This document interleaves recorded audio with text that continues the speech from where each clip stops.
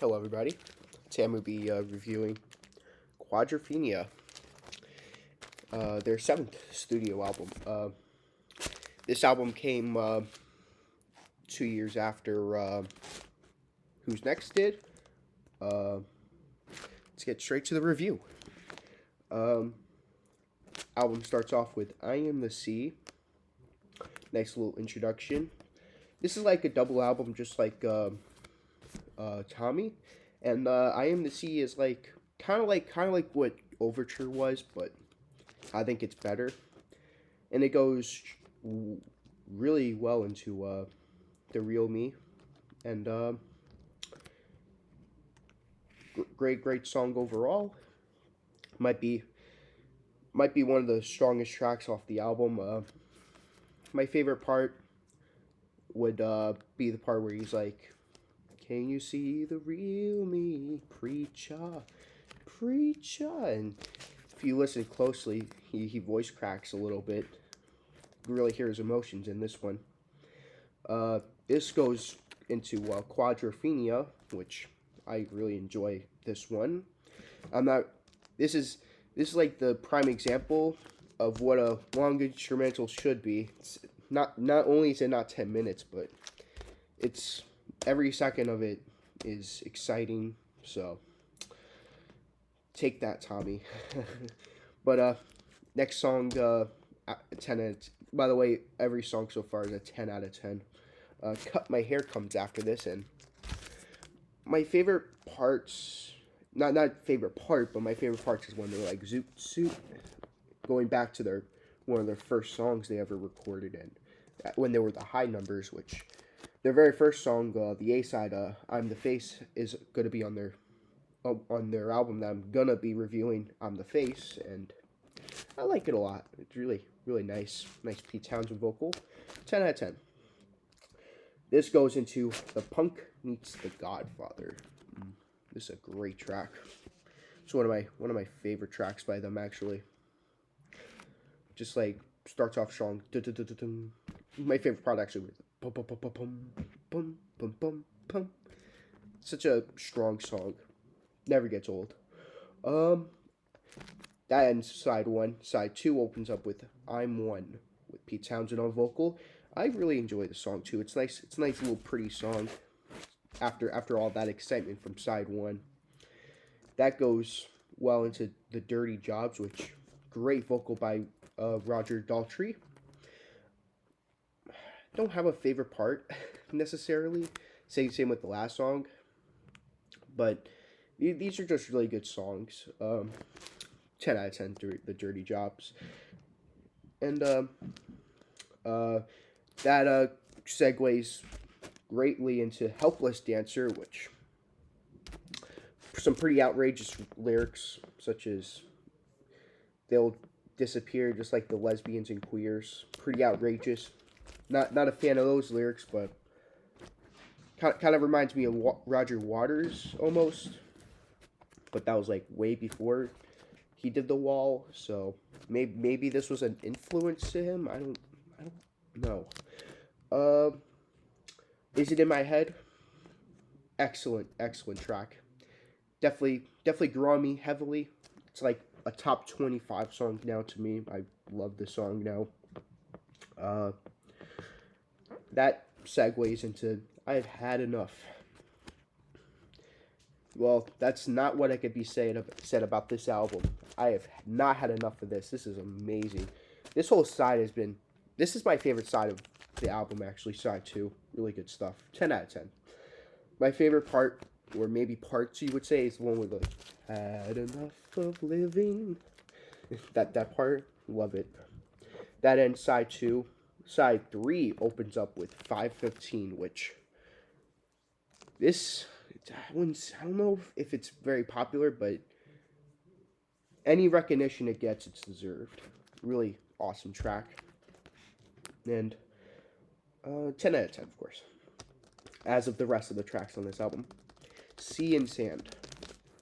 I don't know if it's this track or Drowned, where it's like, I'm the face, where they're like kind of like mentioning I'm the face, which I like that. But Sea and Sand, that's a nice little track.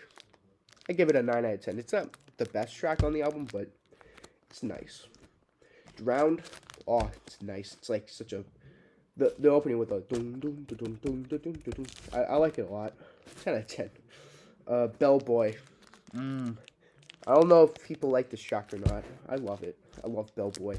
Bellboy is one of my favorites off of Quadrophina. Definitely for me the highlight of side 3 for sure. 10 out of 10. That's the end of side 3. Side 4 opens up with Dr. Jimmy. Another song with pretty outrageous lyrics. I'm not even gonna mention those lyrics. That's how outrageous they are. not that the lesbians and queers were much better, but listen for yourself and you'll listen. That segues into The Rock. Not Dwayne the Johnson, The Rock. Just The Rock. And nice, another great instrumental. Really, it's kind of like Quadrophenia, but like for me better. It's like perfection, better than perfection. 10 out of 10.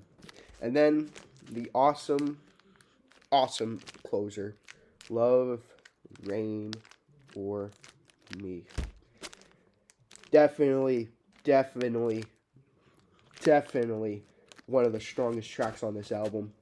If it isn't is it in my head, it is definitely Love Rain or Me. That's the strongest off this album. You could definitely hear Roger's pure emotions into this one, like almost like he wrote the song himself, but he didn't.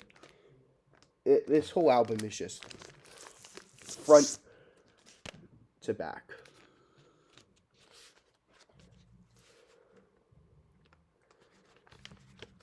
I got 2 copies of this actually. This one I bought for $15. I'm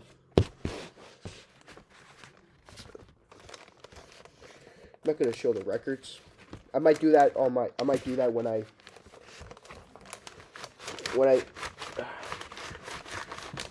do a Who video showing off all my records.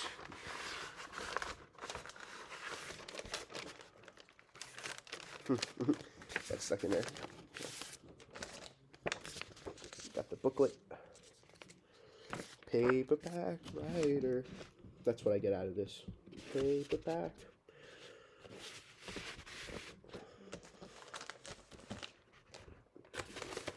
My other copy of Quadrophenia doesn't have it, so when I saw this inside of it, I'm like, $15? No problem. Plus, it's a great album, so, hey, can't say no to that. If you would have asked me, like, 2 weeks ago, if I prefer this or Who's Next, I would have said Who's Next by a landslide, but this album has really grew on me significantly, especially side 3. I wasn't too crazy about that one. Besides Bellboy, well, that's it. I'll show you my other copy. I got this one for $12.